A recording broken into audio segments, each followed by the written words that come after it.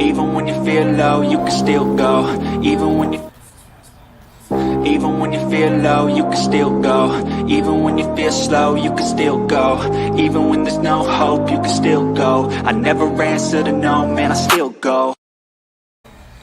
On this, the 24th anniversary of September 11, 2001, I can't believe it's been that long, we remember those and the lives that are lost as we commemorate the tragic events, once again, of 9/11. Godspeed to everyone. God bless America. And welcome back, everyone. I'm Rich Mancuso. This is Keep It in the Ring for this Thursday edition of September 11th, 2025. Yeah, it's good to be back in the saddle. It's been a long summer. Quick, went by.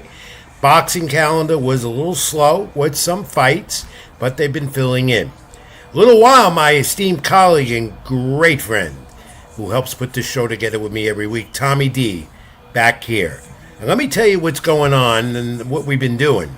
You know, it's been that type of summer. I've been busy at the ballpark, as everyone knows who follows me on social media, facebook.com, Rich Mancuso. Also at X, at Ring786, formerly Twitter, and then on Instagram and latinosports.com, where most of my content can be read. We're revamping Keep It in the Ring, and in the weeks ahead you'll see more of that. And you'll start probably by next week seeing a new show. Tommy D will host, I will join him, sports show.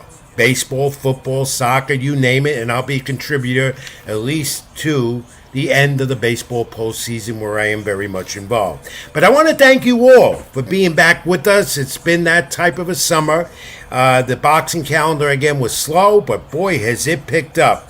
And Keep It in the Ring will have it for you here, live on my YouTube channel, Rich Mancuso. Like, comment, and subscribe. Also, like the Keep It in the Ring page, and comment. We want you to comment. We want to hear from you here on the program each and every week, and during the course of the week when we're not live, comment. We want to hear from you. Welcome back, everyone. It's good to be back to talk boxing, my great passion of a sport, along with baseball, of course, as everyone knows. So, the summer's over, as I said. The fight calendar has been filling in. And we're going to take a look this week at, and a big emphasis on this show in the next hour or so, Canelo Álvarez and Terence Crawford, the fight of the decade, the mega fight anticipated. It's finally here. And we will have two guests in the panel, former world champion and a current contender, joining me on the program in a little while with me and Tommy D, and we're going to go over the fight, analyze what we think is going to happen, and so forth. It's going to be on Netflix, as you know. If you have it, you'll enjoy it. But let's take a look at the calendar that's been filling in while I was away, because it's been, as we all know, an exciting 2025 in the sport of boxing. Championship fights, the Turk guy changing the spectrum of the whole sport over there in Saudi Arabia, bringing him here to the United States, around the globe, New York City, Las Vegas. So here's a brief look, real brief, of what's coming ahead.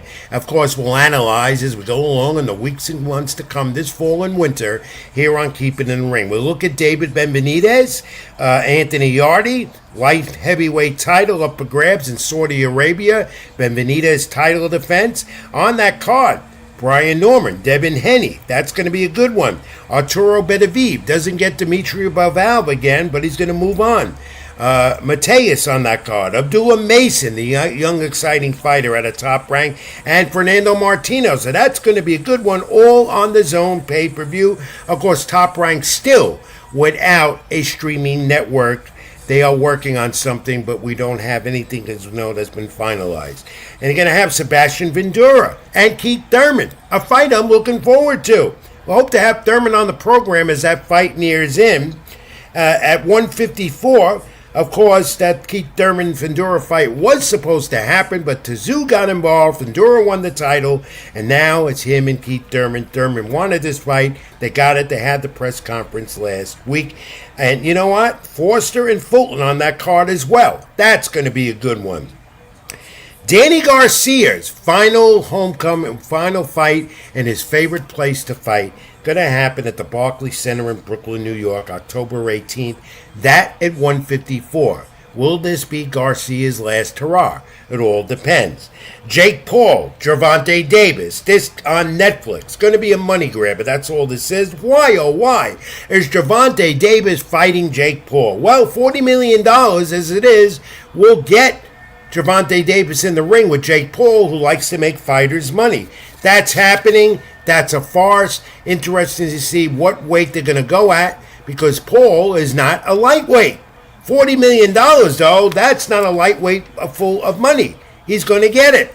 Then we're going to have this. Why, oh why, is Floyd Mayweather and Mike Tyson, why are they having an exhibition in the spring of next year? That's been announced. Saturday night, Inoue defends his featherweight title, and that's not on ESPN. And he's always been on ESPN. Instead, you could watch that Top Rank's YouTube network. Jerome Boutsenis in Philadelphia, another homecoming for the champion, a title defense at 154 in Philadelphia, October 11th.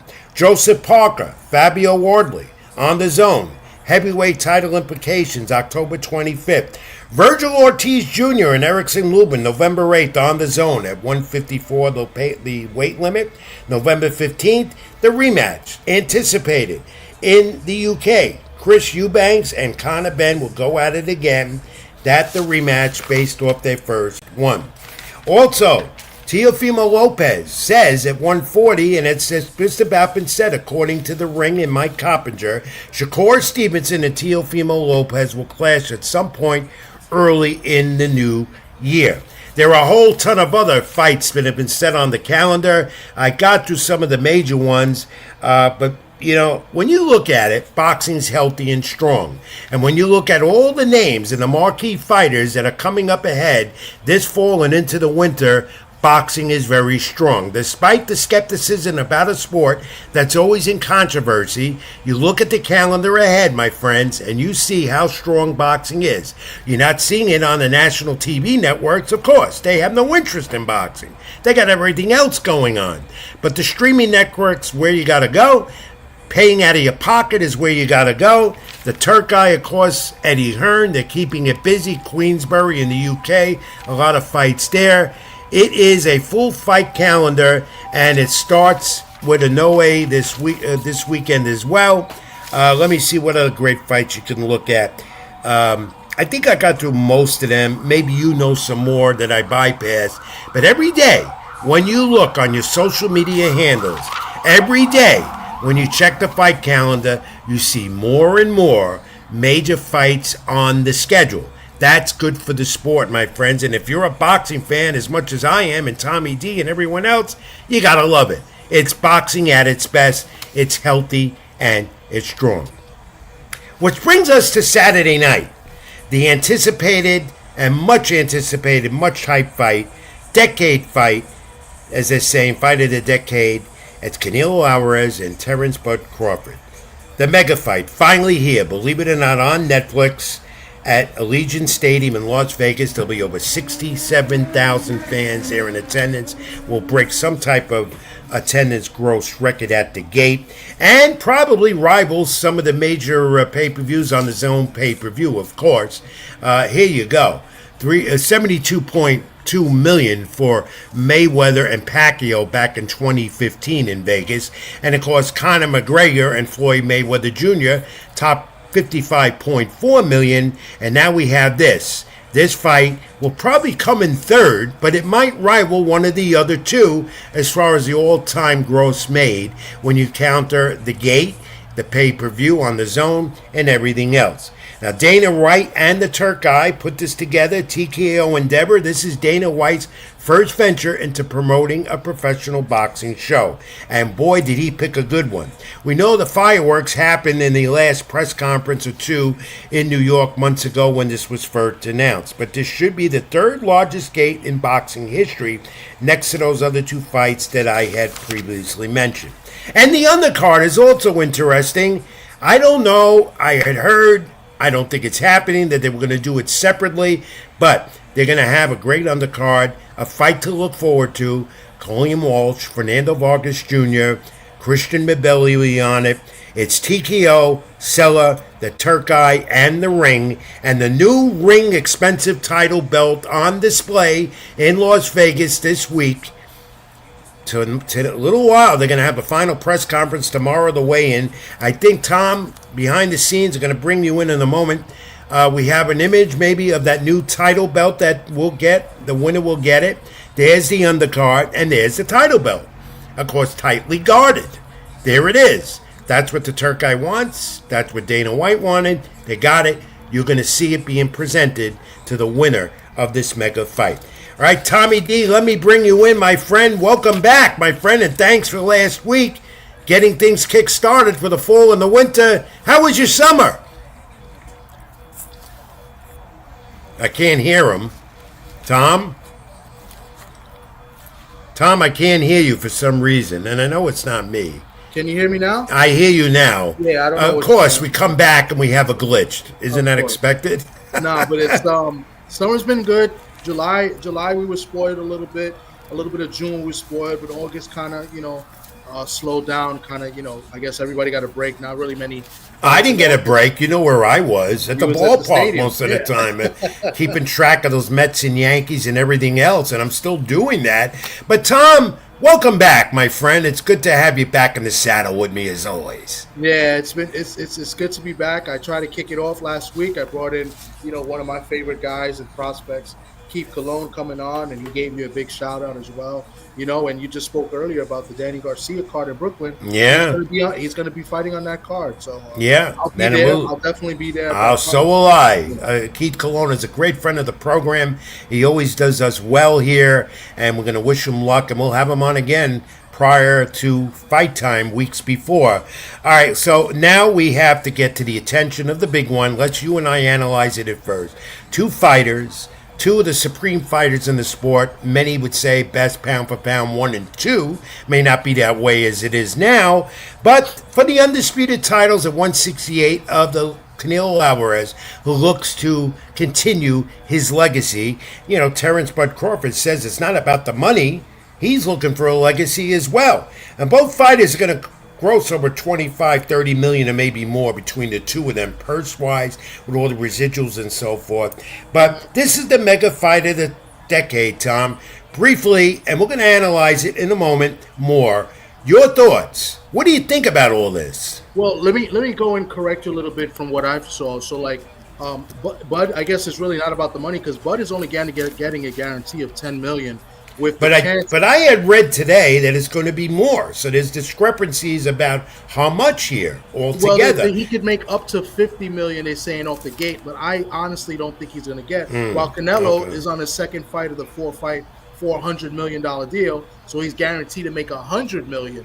And he gets what he wants all the time, Canelo Álvarez. Yeah, and he's fighting in Vegas, his favorite place, at Allegiant Stadium, not the MGM Grand or T-Mobile Arena, but it is the mega fight. This is the it's going to be more fans. Yeah. It's going to be more people because it's a football stadium, so they should get more people. I don't know if they're going to sell out or not. Tickets are very expensive from what I'm hearing. So the gate should do well. So I'm very interested to see how much money they're going to make. But I just find it mind-boggling that you got one guy getting 100 guaranteed to another guy who's taking the big risk of moving up 2 weight classes, getting only 10 million guaranteed. What's interesting here as well is, of course, the talk is can Terence Bud Crawford, undefeated, handle 168 jumping up 2 weight classes? This has always been the question, but I always say, and you're going to read my column posted on latinosports.com probably later tonight, if not early tomorrow morning. Bud can always handle weight. Bud has always been more than 147, and even now 154. And that's been the question about him in this fight going in with Canelo. He'll handle it. Of course, they dehydrate these fighters after the weigh-in. They're not weighing in at the weight they're going to weigh. But if Bud pulls this off, he is indeed considered the top pound-per-pound fighter. And whereas Canelo's legacy will exist, but not the way he wanted it, especially going to 175 that he couldn't handle with Demetrio Bivol a few years ago. So we got to look at this, analyze it step by step more in a moment. Others have been playing in on this. The boxing world, the non-boxing fan, will be tuning into Netflix, which will have a record audience, I'm sure. They will. If you're a Netflix subscriber, you're going to see the fight, whether you're a fight fan or not. And at the ballpark just last night, I spoke to a few members of the media and also got a Yankee coaches. Sure. That's all right. You look good all the time. Go ahead. Go along.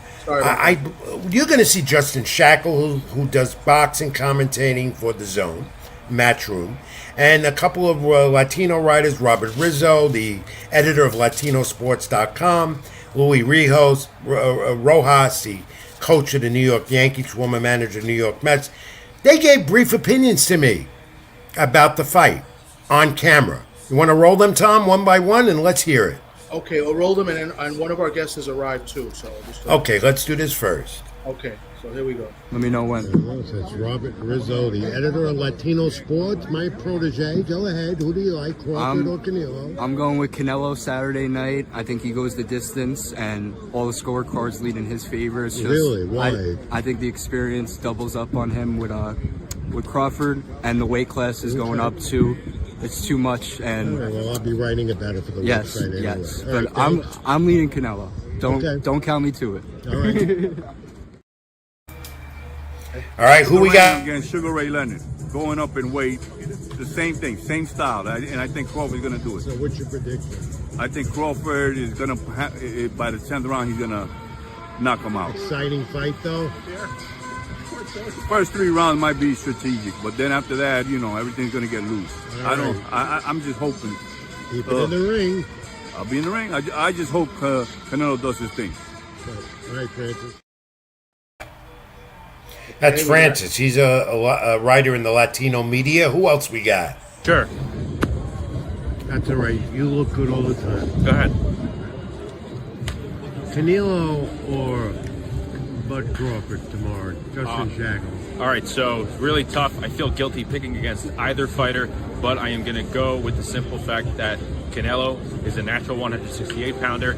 I'm going with the natural 168-pounder, not the guy who has to jump up 14 pounds against a generational great. Terrific. And finally, I think we do have Louis Rojas. Yankee coach. Yankee coach. A little difficult to hear because the acoustics of Yankee Stadium, it's noisy at batting practice time. But I did the best I could with him, and he's a good friend of mine. So go ahead. Rojas, who do you like, Canelo or Bud Crawford? I'm going for Canelo Saturday night. Why? I'm just like Canelo. I like the way he pressed, and he's one of the best out there. And so I'm gonna be rooting for him. We have a day game on Saturday, so hopefully I'm gonna have a chance to watch the fight. Keep it in the ring. That's a good pick. Well, there you have it, and I think it's split. And I think the boxing community, Tom, overall is split as to who's going to win this fight. I'm not going to give my prediction as of yet. I will later, and I'm sure you will. But that seems to be the sentiment, 50-50, and it's been that way since they announced this fight months ago. Yeah, I think it's been up and down, and I think it's more intriguing than anything because they just want to see, can Bud handle the weight? And I think he can. I think it's a little bit overrated in this case. Bud's a big guy. They're about the same size. Bud is actually a little bit taller than him. It's just that he hasn't fought at the weight, and can he take the punches at that weight? That's going to be the big question. So, and also, Tom, very important to look at Crawford's repertoire. Later rounds, 9 to 12, seems to be his thing when he gets much stronger. And he dropped Earl Spence, remember, twice in the 7th round to unify those titles at 147. It seems like many moons years ago. And Spence says he's coming back in the new year. And Álvarez has a different approach. He gets tired. He's been seen to getting more tired in the later rounds as he's going up in age. But Crawford, since the Ray Beltran fight in 2014, 11th round, he's gone 4 times. Mm-hmm. So you got to look at that as well. Yeah. No, I definitely do. I mean, Bud likes to do capture the data in the early rounds, so he may give those early rounds up early. But in the Spence fight was a little bit different. He kind of, the first round he was all at him at Spence, and that second round he dropped him in the second round, and that was it from there. You know what I'm saying? So it all depends. I'm gonna break it down a little bit later after our guests come on, but it's very intriguing. Like I said earlier, it's intriguing to see how he handles the weight. It's a very interesting. I'm telling you, people would hope this fight would happen right now. That's how anticipated this is. And one we're going to have two guests on the panel right now, and one's joining us right now who's an active pro fighter and a good one at the lightweight division, Alan Garcia out in Kansas. And he's known as Kid Kansas, by the way. Coming off a win on his own promotion just a week ago. Hey, Kid Kansas, this is a pleasure having you on Keep It in the Ring with Rich Mancuso and Tommy D. How are you, my friend? How are you, champ? I'm good, man. How are you guys? Everything good? Yeah, we're getting ready for Canelo and Crawford. I'm sure you are out there in Kansas. How's everything out there in the Midwest, by the way? I don't know. I'm about to find out. I'm currently in Dallas. We're getting ready. All right, you're traveling. You're in your car. You're a renowned travel. That's for sure. Let me tell everyone about Kid Kansas. He's 17-1, 12 knockouts. He lives in Ulysses, Kansas, a small town, but he's a boxer. He's a fighter, active. He's getting up there in the rankings as a lightweight, just coming off a win. And like Tom and I and so many others, Kid Kansas will be watching in anticipation Terence Crawford, Canelo Álvarez. Now, Kid, I'm going to call you Kid. I'm not going to call you Alan Garcia. Everyone knows you as Kid Kansas. Okay. How did you get that name, by the way? It's actually pretty funny. When I first moved to LA, I was 17, and my coaches would always call me Kid, and I would get mad. I'd be like, "Hey, I'm a grown man, whatever." And one day after sparring, we were driving back to San Diego, and we were just talking about nicknames, and they were like, Coach G was like, what about Kid Kansas? And I was like, yeah, I like that, because she's always calling me Kid. And it stuck, man. And I always wanted to represent Kansas. So I think I'm doing a good job at that, and just keeping it in there. Yeah, and you represent Kansas well, and you're also a very good fighter, by the way. And it was a pleasure meeting you at Top Rank's fight just a few months ago at the Garden. You are promoted by Bob Arum, the Hall of Fame promoter in Top Rank Boxing, and they know how to milk and propel a young guy's career, and they're doing that with you. Kid, Tom and I are going to ask you, as we wait for former world champion Lou DeVal to come on also, a few moments of your time, and thanks again for joining us. What are you looking for as an active fighter yourself? How do you see this fight transpiring on Saturday night in Las Vegas? What do you see? I think I like to look at it from both perspectives. I like to say if whoever comes with a better game plan, I think Crawford's game plan is going to have to be to hit and not get hit. The street science of boxing. And I believe Canelo's gonna have to hit him with a shot that changes Crawford's mind about engaging, just like he did with Charlo. Yeah. And so I'm leaning. I mean, all the odds are in Canelo's corner, but we'll just see how it all plays out. Have you met either one of these fighters in your career as of yet, outside the ring or whatever? Have you ever bumped heads with either one of them?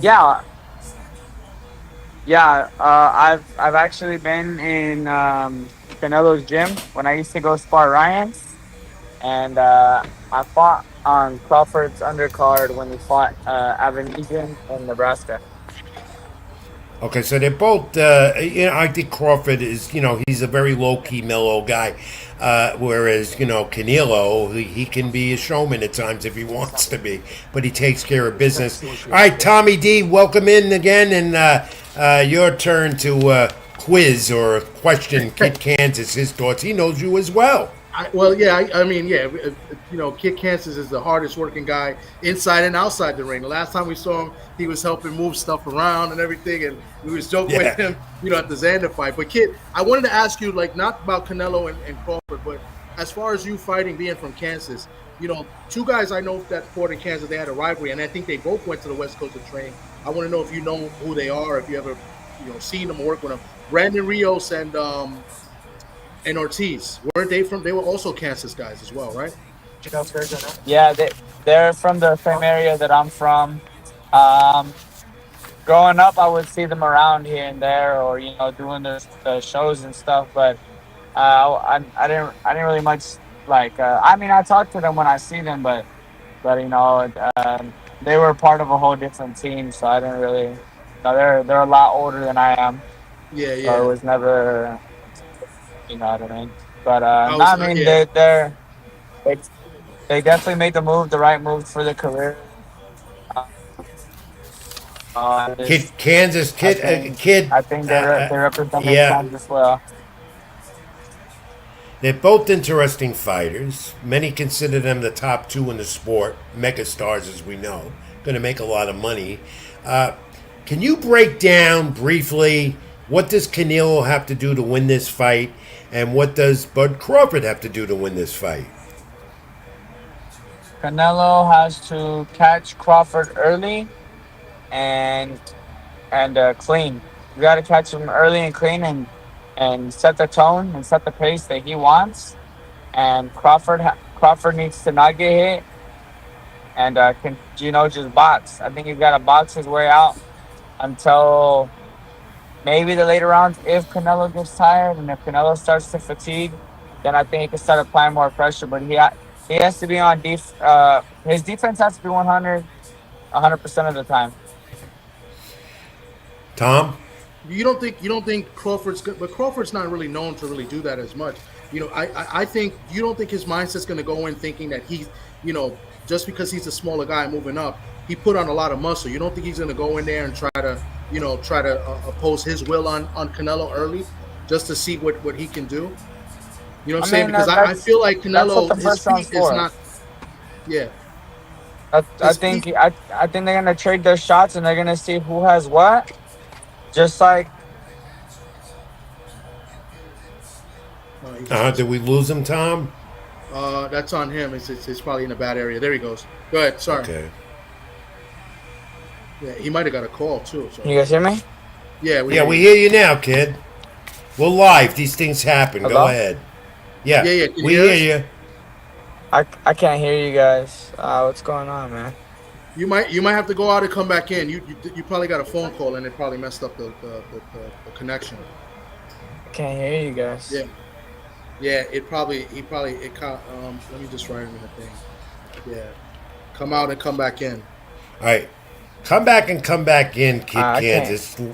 Man, log in, log out, and log back in, and we'll get him back. I'm also having what a way to come back. I mean, he's great to have, and we're going to get him back. And Louis DeVal's having a problem logging in, but we have to send him the link again. There you go, Kid Kansas. Are you back with us? Yeah, I'm back. Sorry, I don't know why they keep trying to call me. It happens. It's live, and these things happen live with technology. So for the future, it's every time you get a call on the phone, it messes up the thing. You got to go out and come back in. Okay. That's probably what happened. I knew what it was when you had it. Go ahead. Yeah. All right, Tom, pick up the discussion again while I try and line up Louis DeVal. Is Kid there still, or did he leave again? He might have got another call. Yeah, he's a very popular fighter. Yeah. No, but he has a lot of fans. Here he is again. We'll bear with us, everyone, because Kid Kansas knows the sport. And all right, man, we got it officially. Yeah, we got you now. Yeah. We can't lose the kid from Kansas, can we? Man, All right, Tom, pick it up while I try and line up Louis DeVal. So he's trying to get Louis out. So as you were saying, like, you think that the first round they're going to see what each other has as far as the power and stuff. For sure, because Canelo sees it going the same way it did with Charlo. Yeah, you know what I mean. And that's the thing, and that was a good point you made up, because a lot of people thought that Charlo just came to get paid, but I think he just got caught with something early and was like, you know what, I know myself, and you know what, I'm not trying to get knocked out, and that's what could happen in this fight. Canelo may catch him with something, and but I think Bud's a different type of fighter, because Bud has a lot of dog in him. Bud is the type of guy that, and we've seen him in the past, when he gets hit, he wants to come back and try to get his back. Because I've seen Bud get rattled. I've seen him against Gamboa get rattled. Green Machine rattled Bud as well, and then he came back and stopped him. So, what do you think? But I also do believe Bud's composure has grown. Look how composed he was against Crawford. and was just picking his shot, or not Crawford, against Spence, and was just picking his shots. You know what I mean? Like I really do think he's gonna go into this fight being defensively sound, but obviously doing enough to win the rounds. You know what I mean? He's not going in looking for the knockout. I guarantee you, he's not, unless it's in the later rounds. Yeah. No, Canelo's a dangerous fighter, you know, and so that's why I think I'm sure they're putting together a great game plan, and you know, just me as a fighter, I wish them both the best, and I can see it going either way. I mean, I would not be surprised if Bud won, and I would not be surprised if Canelo won. Very interesting observation there. So, I agree. So you might be looking at a 50-50 outcome. You're really not, from what I'm hearing, kid. You may not be so sure who's going to win this fight either, and the majority of boxing people feel that way. That's how good of a fight this could be. Question, Kid Kansas, do you think, though, that Terence Crawford will come on strong? Nobody's expecting an early knockout here. He's good from the 9th round on. That's been his repertoire as of late, as I said. Do you think Crawford will have that ability, even at this higher weight, to do that? I think Crawford, like I said, I think he's just gonna come in being smart, but he's gonna obviously try to see how his punches can rattle Canelo. And I mean, I don't know, man. This is boxing. All it takes is one punch to change a fight. So we'll see what happens. What about your opinion in the corners, though? As far as like adjustments later in the fight, like I feel Reynoso's been good, but you know you've heard about the stories with Reynoso in the camp. But later on in rounds, I feel like Reynoso don't really make adjustments like maybe Bomac does with Bud. Like, do you think that the corners could play a difference in this fight as well, as far as like later rounds? For sure, because that's what boxing is all about. Is every fighter goes into a fight with the game plan, and then you gotta adjust throughout the rounds. Like, that's why you go back to the corners to adjust throughout the rounds. You know what I mean? But like it also all just is based off of, you know, how the rounds are going. And I don't know, man, I'm just excited. I'm excited to watch this fight, not as a fighter but as a fan. Yeah, that's interesting, because I've heard that from the fighters in the last few weeks, that they're interested in watching this as a fan, as we all are. Kid Kansas, that's his opinion of it. How old are you, kid? I'm 22 years old. So do you know the history of the '80s era, when you had those great fights with Hagler, Hearns, Duran, and Leonard? Yeah. Because I covered a lot of those fights back then, and this reminds me so much of that era with this fight. That's how good this could be. I think like I said, it's a great fight for boxing, because it's some people are just looking at it as a money grab, but I see it as Crawford is genuinely going up and daring to be great, because he doesn't have to do this, but he is. You know what I mean? He's making it happen. Mm-hmm. He's putting his undefeated 0 on the line. His O is on the line. I think that's worth more. And he doesn't have to, but he's doing it for a legacy. Because imagine he does this and he cements it, man. Yeah, different. Absolutely, nobody's ever done that. 3-time undisputed in 3 different weight classes. I mean, that's why I'm not doubting him, because maybe they see something that we don't see. Because, you know, like we say, he don't have to do this, but maybe he sees something that we're not seeing, and he's going to capitalize off of it. Well, it's good. It's the money. How about the money? No, the money. Well, the money obviously plays a big part, but you know, maybe Bud is seeing what I see, and I see Canelo his last few years not really stopping anybody, and is maybe saying that the power is not really as good as people think it is. Because Canelo, maybe he's dropped a couple of guys, but he hasn't got a knockout in I don't know how many years. No, he's been going the distance. He even did that with Edgar Berlanga. Yeah. You know, that's why I don't see this fight going the knockout route at all. I think it's going to go decision. That's my my opinion of it, and it might be a tightly contested fight in the end. And hope the three judges at ringside who've been announced already. I don't remember the names. That they don't. Max DeLuca, Tim Cheatham, and Weisfeld. Oh, those three have been in controversial fights before. So let's just hope it doesn't go that route. And it is in Vegas where that happens all the time. And the referee is Thomas Taylor, who I think is good for this fight. He's pretty good. Yeah, he does. He lets the fighters fight. Which in this case, with these two, Kid and Tom, comment on this as well. Do you think that these two will go toe to toe at all, or will it just be an open, wide stance with the two of them? They're not going toe to toe. Canelo's gonna try to push his offense without getting caught, and Crawford's gonna be defensively sound while landing his shots.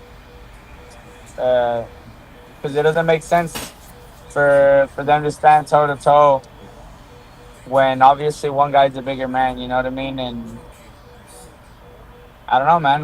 Like I said, I could be completely wrong. Maybe they both come out swinging for the fences. Who knows? It's boxing. But, if you're asking me, I don't see that happening. Do the winner of this fight, in your opinion, Kid Kansas, the winner of this fight, would you label that either Crawford or Canelo as the top fighter in the sport, based on who wins this?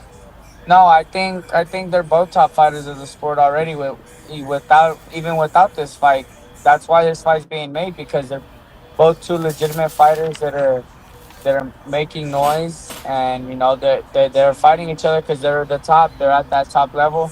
Do I think the winner becomes the face of boxing? I think the face of boxing is a huge opinion matter, but it could be. It could definitely be for a lot of people. You're a Mexican American. Canelo Álvarez is Mexican. He's an icon. You go back with Julio Cesar Chavez. Of course, you know a lot about him, the Hall of Famer, the icon. Do you look at Canelo Álvarez as a Julio Cesar Chavez as far as iconic status? Yeah, I think Canelo's already cemented his legacy, and if he were to retire right after this fight, win or lose, he'd be talked about 100 years from now, for 100%. Interesting observation from Kid Kansas. I agree, but I personally don't think he's the best Mexican fighter of all time, or maybe maybe top three, but I think I have two guys that are better than him. Who, Tom? Well, I think Chavez, there's a lot of amazing fighters.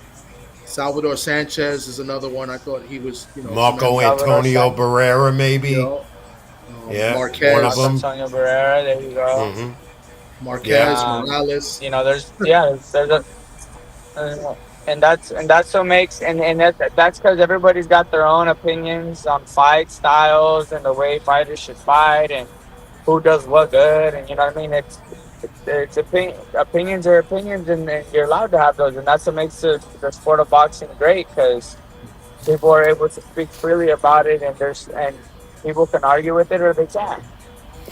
Kid Kansas, you're not in Vegas, neither am I, because I'm busy with baseball right now, unfortunately. I want to be there. I can't be. I hear the media credentials went wild, turned a lot away. There's going to be a record number of media people there as well. Where are you watching the fight Saturday night, champ? I will be in Wichita, Kansas, watching probably at a restaurant or something, man. I don't know. Just definitely not in Vegas. No. You'll be fighting in Vegas at some point soon. You will. Yeah, well, I fought in Vegas at the Mandalay Bay last year. But fighting for something big, really big. I believe you're on that path. You're on that path. You have a style that fans like. You like to go at your opponent. You got great footwork and you got great speed, and you represent Kansas real well. That goes with your name. Your last fight You came out victorious. What do you got coming up next? I actually, like, right before we jumped on the call, I just got off the phone with Brad Goodman, and so we're looking for something later down this year, and if not the end of this year, then the very, very, very early next year. But I just fought. I feel good. I got the victory, the TKO victory against a tough opponent. That guy came to fight himself, and we were able to stop him. And so I'm just enjoying my time now. But I'm still in the gym. I'm still working out. And I know you're on social media, very active. We see you training. How do fans reach you and keep in touch with you, Kid Kansas? They just, people just hit me up on Instagram, and show their support, and I always try to get back to people, as many people as I can. So you're on Facebook, you're on Instagram. I know you're active there, and you show a lot of your fight preparation and videos there, and you're keeping fans abreast of what you're doing, and you're on your way as a lightweight, and you're with Top Rank, so you'll get your opportunity, except they need a TV contract, a streaming contract. They don't have one right now. That's the only fallback, but they'll get something. They have too much of a success ratio not to do so. Kid Kansas, I'm not going to let you go right away because Tom and I have to do something I do on every week with a guest on Keep It in the Ring. That's a fact of the week. It's not trivia. Before we do the fact of the week, I'm going to ask you one question. So there's also somebody else on your team, I believe, also. Your strength and conditioning coach, Pedro. Is that your strength and conditioning coach? He's one of the best strength and conditioning. He has multiple fighters, and he's Boricua too. So so I just wanted to see if you were still working with my man Pedro. Of course. Yeah, he's really good, really really good. So I just want to throw that in there because I'm gonna try to interview him one day because he's really good. He works with Callum Walsh. I believe he works with Kane Sandoval. I like Kane Sandoval. I think he's a great fighter. Yeah, man. Me and Kane be in there at the same time, strength and conditioning. Sometimes that's my boy, man. Yeah. Coach Pedro is there for a reason because he's good at what he does and he loves it. And you know what I mean. Whenever he's not overcrowded with work, he makes it to my fights, and he's in the corner with us as well. Yeah, and to have that confidence and really admire your trainer and listen and do what you do, that makes you a champion. That's where it all happens. And having that respect and admiration for a trainer, Yeah, the work he's working with Kane Sandoval, that's great work. When are you coming to New York, Kid Kansas? Dinner's on me. When you coming? I don't know, man. Well, I gotta make it back out there. Though. I like New York. I had fun the last time. I know you do. I know. You saw you roaming the garden that night at Xander Zayas' title win with Top Rank, so I know that. Kid, I got to give you the fact of the week. Let's get to it, Tom, and then let him go. He's been gracious enough to be with us as he's traveling right now. It's not trivia, it's a fact, so listen in. Get it? You don't? You don't. It's about Canelo Álvarez. We know he can punch, so could Terence Crawford. Now, the heavyweights, Muhammad Ali, Larry Holmes, said this heavyweight they face had the most destructive punch. Some great heavyweights and Hall of Fame champions claim that this one heavyweight they fought had the most destructive punch. Can you take a crack at that? Foreman. No, it wasn't Foreman, but you're close. Man, I don't know. All right, I'll let Tom. Should I give him the fact? I think I know who it is, but I can't get the name off the top of my head. Who is it? He never made world champion, but he was a challenger. It's who I think. How about Ernie Shavers? That's who I was. That's who was. The two-time champion with 70 knockout wins, 23 of those in the first round, with a 76.7 knockout ratio. Pretty good, isn't it? I don't think he was world champion, Rich. No, he wasn't. Yeah, he wasn't. What I'm saying. He wasn't world but champion. He's in that category as one of the heaviest punches in boxing history, especially in the heavyweight division, Ernie Shavers. So remember that, Kid Kansas. You got a little bit of fact there this week. I'll keep that one in mind, man. All right, my friend. Hey, Kid Kansas, Alan Garcia, we look forward to seeing you again in the ring. I'll be talking to you in the next day or so, developing a feature on you for LatinoSports.com. It's always good chatting with you. I love chatting with you, and I look forward to meeting up with you again soon in New York or out your way if I ever get out there. Are you a Kansas City Royals fan? Hey, man, if it's Kansas, I'm there, unless it's the Chiefs. I know you like the Chiefs, that's for sure. No, I don't like the Chiefs. I'm not. Oh, wow. Oh, No, there you go. I can't stand them. I'm not going to get into that now on the program. You'll do that with Tom when he debuts with me, our new sports show next week. Kid Kansas, champ, keep it in the ring. Thank you so much. I'll talk to you in a day or so, all right? Appreciate you guys for having me. Thank you. Safe travels, my champion, and that he is. Kid Alan Garcia, Kansas, with top rank, 17-1, 12 knockouts. Look out for him. He's fighting again real soon. Up the way, Tom, on the ladder in the lightweight division. We're going to hear more and more about him. That was great. Great to have him. Now, we wanted Louis DeVal, the former light heavyweight champion, who's been on here at this program before, to log in. He just finally he had tough connection time getting through, as well as not feeling too well. He had a hard day in the gym training. He's a great trainer in the Bronx at John's Gym, former world champion. But we'll get him on again. But interesting take, Tom, from Kid Kansas about Crawford and Canelo Álvarez. Yeah, very interesting take. I think he took the easy way out. I'm not gonna lie. I think he took the easy way out, but he didn't really make a prediction. He saw it go multiple ways, for both fighters. He made a case for both fighters, which is what kind of the route I'm gonna take as well. But and a lot of people are doing it as well. I mean, there are some making both predictions, but he definitely made a case for both guys. Yeah, and I agree with him. I see it. It could go both ways. That's why I say it's not maybe not the most exciting fight that could be, but for me it could be one of the most intriguing. Yeah, and you know what, Tom, we got to take a quick timeout break and do some more. We'll talk more about the fight, me and you, and then I'll do some pro wrestling and stuff like that. We got to take a timeout and pay one of the bills we have here, I guess. Because it's Stream Punk Entertainment and the great star Scott Churchson that puts us on each and every week at Keep It in the Ring. That's Tommy D. I'm Rich Mancuso. We'll take a brief time out. Back in a moment. Stay with us. I'm Rich. That's Tom. See you in a moment. Stay with us.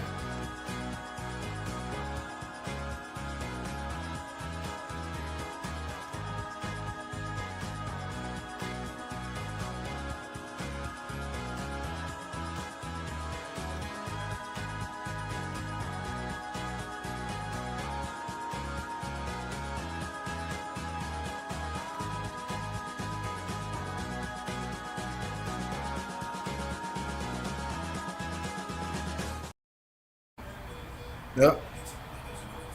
We're back. We're back. You caught me off guard. Sorry, yeah. I'm having technical difficulties here today too, which is weird. I'm not hearing the audio on the videos, which is weird. Are you hearing them? I'm hearing them. Yeah. For whatever reason, I don't hear them. I see them playing. Well, it's a live program, and I don't know if we're coming across to everyone tonight. I'm not getting any comments, and if you're out there, please comment. Tommy D and I would love to know. I'm Rich Mancuso. Keep It in the Ring live on my YouTube channel. Like, comment, and subscribe. Also, Stream Punk Entertainment and Tommy D's channel, TD Sports Talk. We want your comments. Who do you think's going to win this fight Saturday? Canelo Álvarez or Terence Bud Crawford?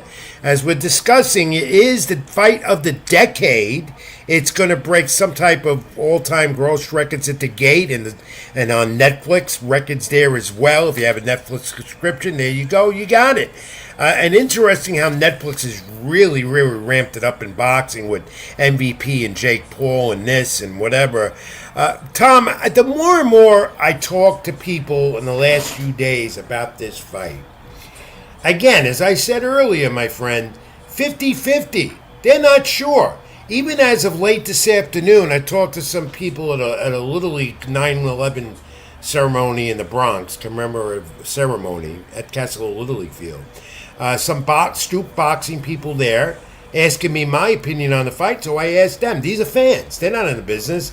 And they telling me, it's split. Some said Canelo, some said Crawford. And I believe this. I really, truly believe that Terence Bud Crawford will win this fight by decision, and it'll be a close decision. This is going to be, to me, of course, my predictions, you take them or leave them. It's up to you.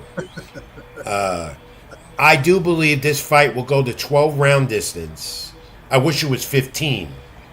But, boxing will never go back to 15-round championship fights. I believe this will go 12 rounds, and it's going to be a very narrow decision for Terence Bud Crawford and make a lot of money, and wonder now if that does happen, if they'll have a rematch, and let's hope there's no controversy. So I believe Crawford wins it by decision. Now, what's your final pick? I'm gonna cop out again. I can see it a decision for each, but I will say this. I agree with a lot of the points that are being made, because there are very various ways that can happen here, and I brought up the fact that Canelo's power may not be what people think it is, because the last few years he hasn't really shown that power. He hasn't been stopping anybody. He's dropped Munguia and he's dropped Berlanga, but he didn't really stop those guys. He kind of carried those guys too, So, Charlo didn't really fight after he got hit. He kind of, made sure he survived. So that may be a little bit of a different story. But I don't know. I think Bud taking this fight and risking his own and getting paid what he's getting paid, I think they truly believe and they truly see something in Canelo that they can capitalize on. And I don't think there's going to be a stoppage in this fight. I'll be very impressed if either or gets a stoppage. Right. If Canelo gets a stoppage but I would be very impressed, because both guys can handle their own. Both guys got good chins. Even though I've seen Bud get wobbled a couple times, he knows how to, compose himself and get back in the fight. I'd be very surprised. I think it could go decision, and then I just don't trust these judges. We've seen these judges. All three of them. They've been in controversial. I don't have the breakdown of their championship fight records, these three judges, but I know all three have been in controversy over the last few years. Yeah. In close, hotly contested fights. And I wouldn't doubt that there'll be controversy here if it's a very close fight. And remember what I just said, Tom. If it's a very close fight. That's the thing. And I do believe it will be a very close fight. I don't see either fighter giving up here. I see both fighters testing each other early. And as I said, look for Crawford, even against Canelo Álvarez, to pick it up a notch, 7th, 8th, 9th round on. That's him. That's his style. Well, it doesn't doubt me very much that this guy right here would pick Bud to win this fight. I mean, that's what Albia said. I knew you was going to do it, Rich, and I had to do it to you. Well, we knew that you was going to go with Bud. I mean, this picture explains it all. He let me tell you something about Bud. I mean, I don't know him that well where I could say, we can go out to dinner together or whatever. But every time I've interviewed him one-on-one, he's been very gracious. Look, I'm not taking sides here. I can't do it. I won't do it. But I will tell you this. He's much easier to talk to and approach than Canelo Álvarez, which doesn't have a factor on my decision who's going to win this fight. Let's clear the air on that right away. All right? I'm just looking at the styles, and I'm looking at what can happen here in a fight of this magnitude. And look, when do we talk about a mega fight like this? Really, they have been talking about doing this fight for the longest. He said that you got Bud. Well, I do. I'm picking Crawford. That's my final decision. I'm going with Bud. I'm not making an official pick yet, but I definitely rooting for Bud. I want Bud to win. This would be great. And if you win. Think about this. You're a lot older than me. Sorry, Rich. But no, that's okay. I am much older than you. I'm much older than a lot of people. We both seen guys fight in the ring, in our lifetimes that were great, and we said, "Oh, look at this! This guy had a moment." Floyd retires undefeated. You see these moments, but to say that we saw a guy win undisputed championships at 3 different weight classes. And right. in the third one, he went in the up 4 belt era, right? To do it. Right. I mean, we can say that we saw that in our lifetime. You know what I'm saying? Right. Like 10 years from now, 20 years from now, hopefully I'm still going. I can say, you know what? You know, this guy, Bud Crawford, back in my day, you know, because I do that. My kids joke with me all the time. I'm like, you know, back in we my didn't day, have a 4 belt era back in the 1980s. No. With that golden era of Hagler and Duran and Leonard. We didn't have that 4 belt era, title era. So No, Undisputed and all, you know, all that stuff. It was a little easier to comprehend and dissect the titles back then.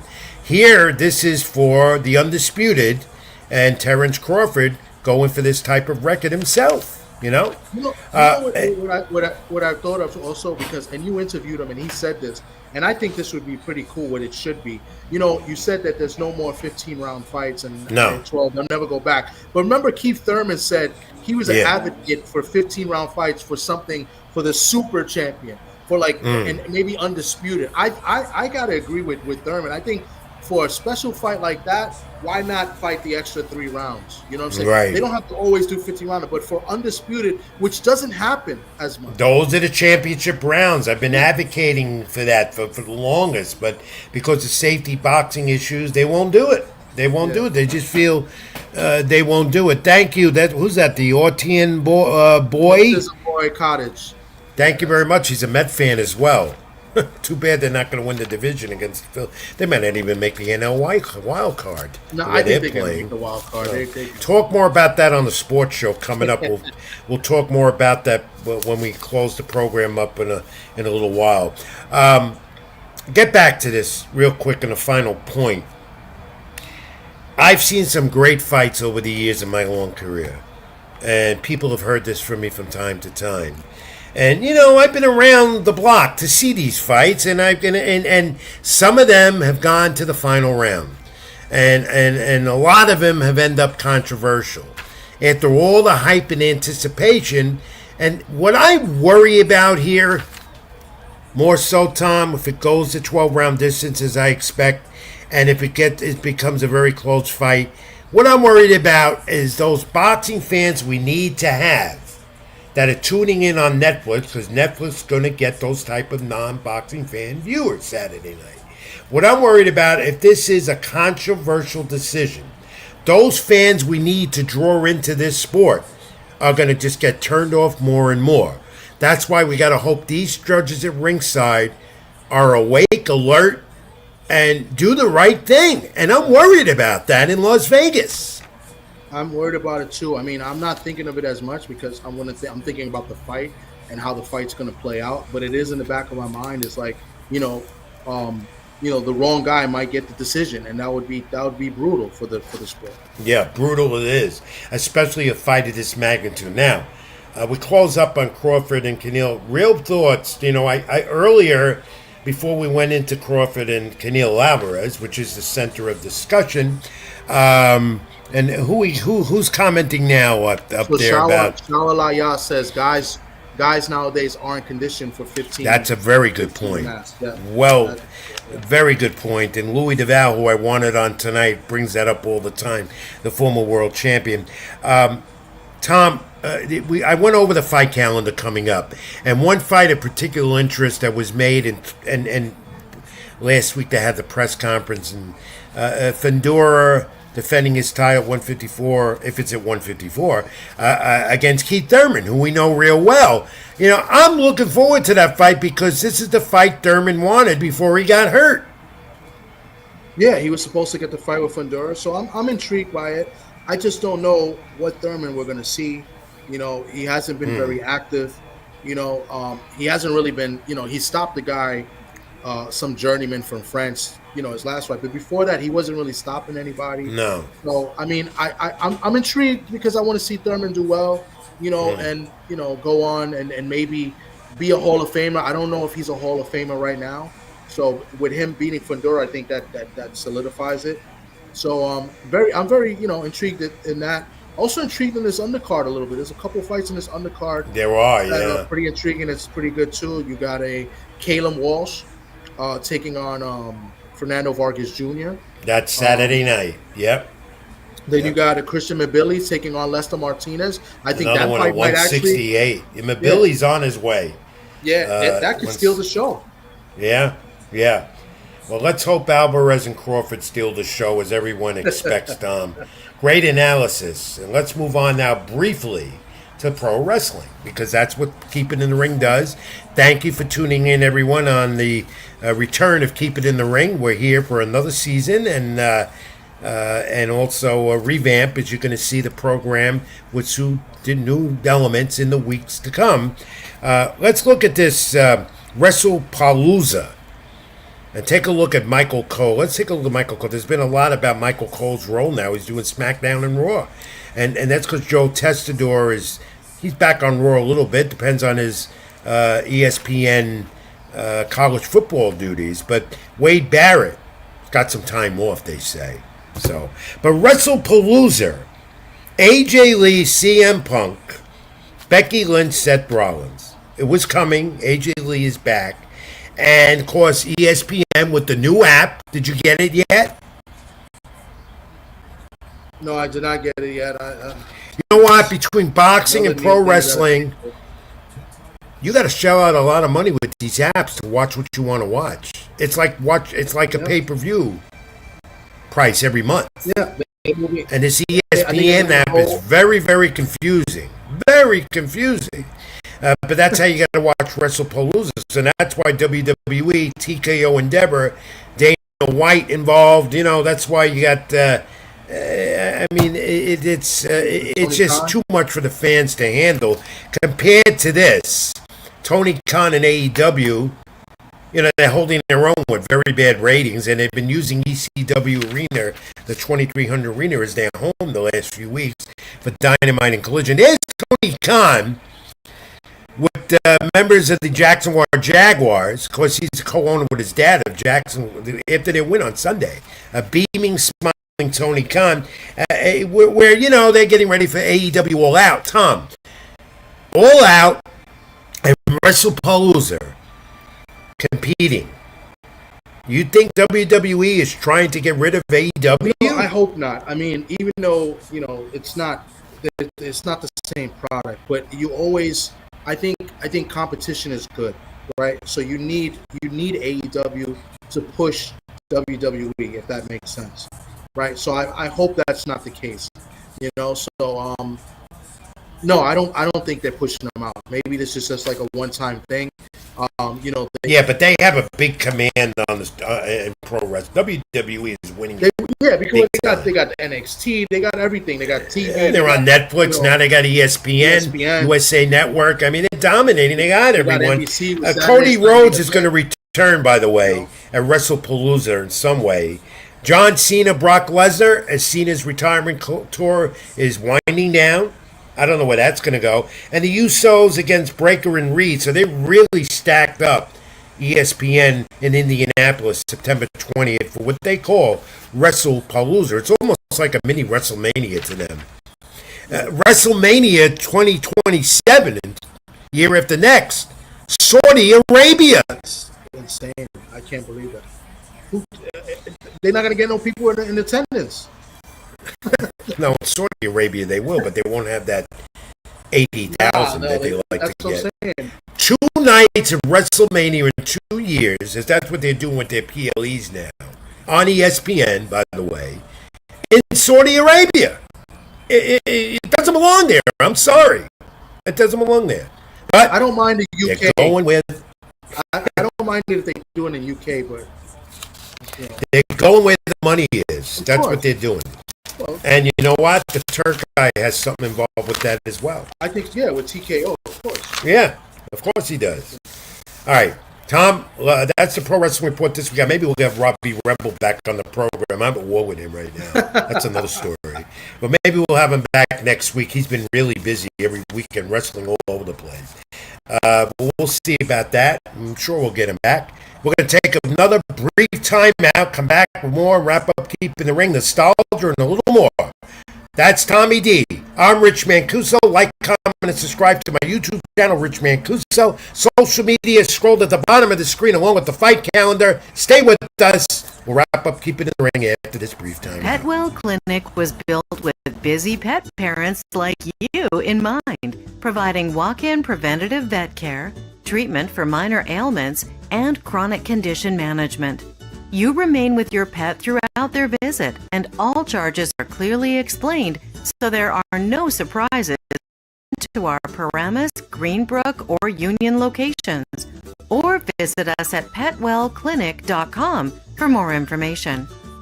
Even when you feel low, you can still go. Even when you feel slow, you can still go. Even when there's no hope, you can still go. I never answer to no, man.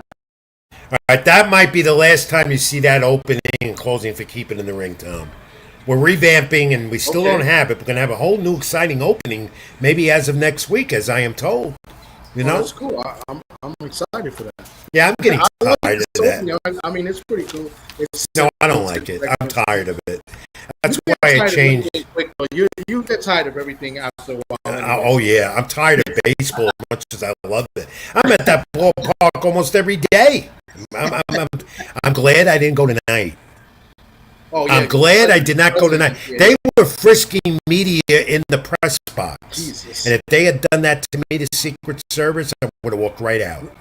I didn't go tonight. Yeah, plus the traffic nightmare and everything. I wouldn't have wanted. And plus, I don't know what the scores are. I have to check the baseball scores as we go along. You would have had to go to the stadium hours earlier just to get I know. I wasn't going to do that. Plus, we had to do Keep It in the Ring this week anyway. The revamp, the return. Yeah. So I gave up Yankees Tigers tonight. And who was there? I'm not mentioning it. People see my social media. They know how I feel. It's your favorite all right. person. I thought he was like your top guy. No. He's going to be doing a UFC event, MMA with Dana White, at the White House next year. And the fighters are going to be coming into the octagon on the lawn. They're going through the Oval Office to get in the octagon. Can you imagine that? That's what they're going to do. And we'll have more UFC news next week and the weeks to come as well. Time for nostalgia. We do it on the program every week. Let's look at this. September 11th, going back to 1892. Look at this. That's James Crawford, who knocked out John L. Sullivan in round 21 of their World Heavyweight Championship bout. 10,000 fans at the Olympic Club in New Orleans. Can you imagine this, Tom? Corbett broke Sullivan's nose in round 3, dropped Sullivan to his knees. The 21st round, he finished him off. Moments later with combinations. That was the last fight, by the way, for the great John L. Sullivan, who previously was undefeated under the rules of Marquis of Queensberry. That's what they called boxing before it became boxing, in August of 1885. Look at that. That's the old boxing pose, Tom. Isn't that great? That's pretty sick. I still do that when I want to get into a fight with someone. Put him up, Duke. Unbelievable. Put him up, Duke. That and September 11th, 1892. That's how far back we go. James Corbett knocking out the great John L. Sullivan in round 21. Can you imagine if Canelo Álvarez and Bud Crawford had a scheduled 20-round fight going this Saturday? I think fans would love that, but I think two fighters would be so exhausted they couldn't do it. I thought I'd show that this week. We do nostalgia every week. What do you think? Like, comment, and subscribe, my friends. My YouTube channel, Rich Mancuso, Tommy D's on TD Sports Talk, Spring Punk Entertainment. And let's take a look at going in the past. I want to do more of this, too, on the program. Me and the Hitman. Not Thomas Hearns, but Bret the Hitman Hart. Way back. Bret Hart was a superstar in WWF, known at the time, great champion, intercontinental world champion, feud with Shawn Michaels, as you know. Bret Hart, I lost contact with, but Tom, let me tell you something. Here's a guy that was so gracious and such a great technical wrestler, and not the way it is today. That was Bret the Hitman Hart, a healthy Bret the Hitman Hart. He's had some health issues over the last few years. Thank God he's still with us. Of course, the controversy going back with Vince McMahon, the spit in the face, because he got screwed in Montreal. We all know that story. Where do you rate Bret the Hitman Hart in pro wrestling as one of your all-time favorites? I think he's definitely top 5. As far as the best workers in the ring, he's definitely top 5. I have a little bias towards a couple of guys. I like Shawn Michaels. I think he's a very good entertainer. He can sell. He can sell moves. That's a big word in wrestling, to sell. But as far as execution, he was the excellent execution of Bret Hart. That's what he was. He can actually wrestle. He was. And, he could put you over and he could sell. So, and the sunglasses. He gave those sunglasses every time he came out of the ring or before to a fan at ringside. Young people in particular, they gravitated towards Bret the Hitman Hart. And thank you. Who just wrote a quote? Who just commented? Top 10 all-time best actual wrestlers, the top 5. That's something to look into. But I can tell you right now, one of my tops was Bruno Sammartino. Yeah, well, you have a little bias there, So the Paisan bias. So got me involved in the ring, and that's something to look into on the program. We can dissect top 5 wrestlers, maybe top 10. They do it with boxing all the time. We might as well do it. And I think it would be very fun. I think a lot of people would be interested in that. But no, Bruno Sammartino is definitely one of the greats. I think he's definitely top 10. Definitely top 10. And yes, I am biased towards Bruno. Of course, I'm biased against. I like Chris Jericho.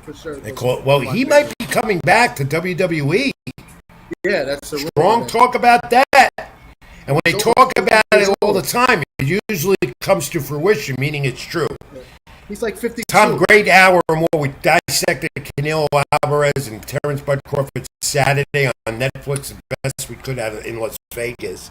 Next week, let's talk, though, about what's coming ahead for me and you here at Keep It in the Ring in the weeks to come. And also with TD Sports Talk, Tommy D, and me, Rich Mancuso, we're branching out. We're revamping. We're going to have a separate show. It might follow Keep It in the Ring. It might be on another night. We're not sure yet. We'll know for sure next week. We thought we'd have it going this week, but just too much going on with Crawford and Álvarez. We're going to have an all-sports talk show. Commenting like we do here. Highlights, this and that. MLB. At first, I won't be a part of this program as much as I would be here at Keep It in the Ring because I'm going to be at the ballpark. But I'll be reporting from those ballparks. Citi Field or Yankee Stadium or somewhere else. And of course, NFL. And you'll give predictions because I know you're big on that. You're big with fantasy football and picking the winners for the week. Everybody does that. They talk a little NBA coming up, NHL coming up, even soccer, MLS that I cover here in New York with NYCFC. So, Tom, that's going to be a nice, interesting venture, and we indeed want fans to tune into that live as well. Yeah, I think, we do a sports show. I try to do one every week and talk about, we do football. I didn't do much baseball. But I think the premise is that, Rich has been doing this for over 40 years, not just boxing and wrestling. You're actually at the ballpark. So we want to use that and to everybody's advantage. We want to share some of the, the work that you've done on the field. This is not TV. We're talking on the field, actual events. Right. So that's what we want to try to incorporate. And then we'll bring in some people and we'll talk football. We have Steve Serby who could talk football. But then we have some guys from TD Sports Talk as well and the Sports Talk Network where we could come in and interact and speak about, the recent weekend games and stuff. So basically, it's going to be your baby at the beginning, okay? And then we'll grow with it till it gets older. Like me. Yeah, but we'll feature. We want to feature what you do. So we all have our opinions, but I think we need to feature. Even if it's a picture with, like in this case, look, a picture with you and Bret Hart. But like you could bring up a picture of you with somebody in the past, player, or maybe if you got a video or something like that. Yeah, and I got plenty of that. Yeah, I got plenty of that. That's what we want to do. We'll be doing that, and we want everyone to tune in and comment. And it'll be on my YouTube channel here. Rich Mancuso with YouTube, Keep It in the Ring. Like, comment, and subscribe. And, of course, TD Sports Talk and your YouTube channel and all the other outlets you have. And String Punk Entertainment. Of course, we'll pick it up. Looking forward to that. And it's coming. And probably coming next week. We talked about it before we took our hiatus for the summer. But it's coming. We just have to get some odds and ends finished up. Sponsors and... with String Punk, it's not easy doing this. People think it's very easy. You can just put the camera on your computer or your phone at home and just do a show. And we don't want to do a show that's boring. And God, hopefully, I'm not boring for an hour or more every week here. Yeah, we can do something quick. We make our predictions. Yeah, and we can have fun with it. Yeah, I think we will. And so tune in. Go to social media. Check the channels, and also with Tom as well. Where they can reach you, Tommy D. Where do they reach you? Well, you can reach me at TD Sports Talk. We got a bunch of things going on. We also do sports predictions as well as boxing. And tomorrow we got special events tomorrow going on. We got a bunch, not a bunch. We got a good handful of fighters coming on and doing some predictions as well. Former world champions, current prospects. It's going to be fun. I'm collabing with another with another YouTube channel for tomorrow, around 8:30 to about 9:30, 10 o'clock.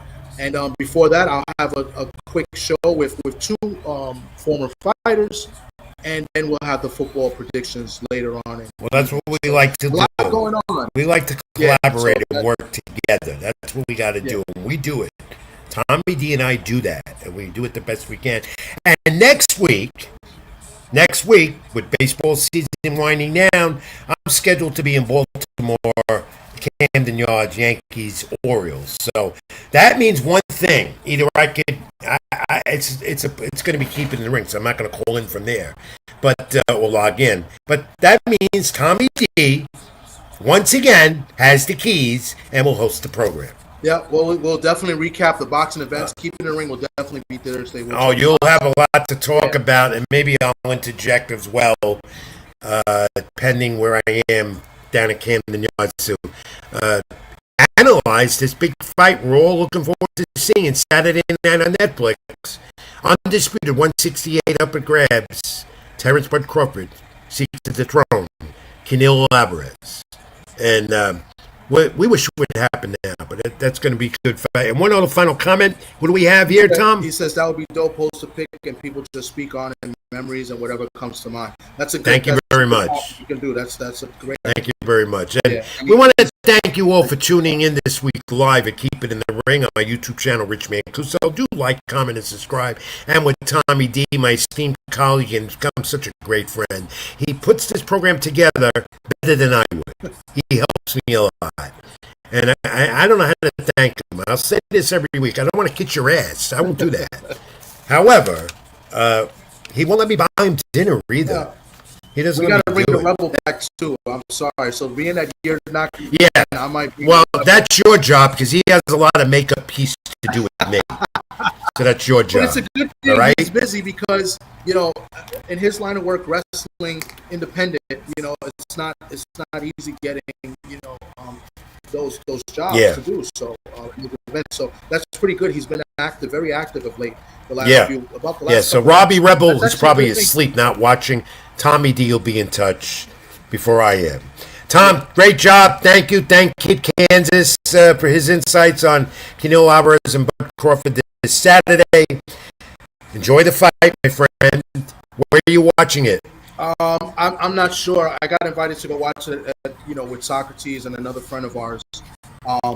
But I'm not gonna lie. I want to be home because Notre Dame plays that night. No, okay. I like the Fighting Irish as well. I don't blame you. Okay. Next week, my friends, Tommy D should have the keys. I might tune in. I don't know. We'll keep in touch. Social media at Ring786, Facebook.com, Rich Mancuso. My content on LatinoSports.com. Always great to be back and look forward to talking to you again next week live on the program, whether I'm here or not, or Tommy D has the whole show. As always, thank you for watching. God bless. Be good to each other, and most of all, stay well. And Tom, as we always say, until next time, keep it in the ring. Keep it in the ring, everyone. Thank you for watching. Have a good night and a good rest of the week. Take care. Even when you feel low, you can still go. Even when you feel slow, you can still go. Even when there's no hope, you can still go. I never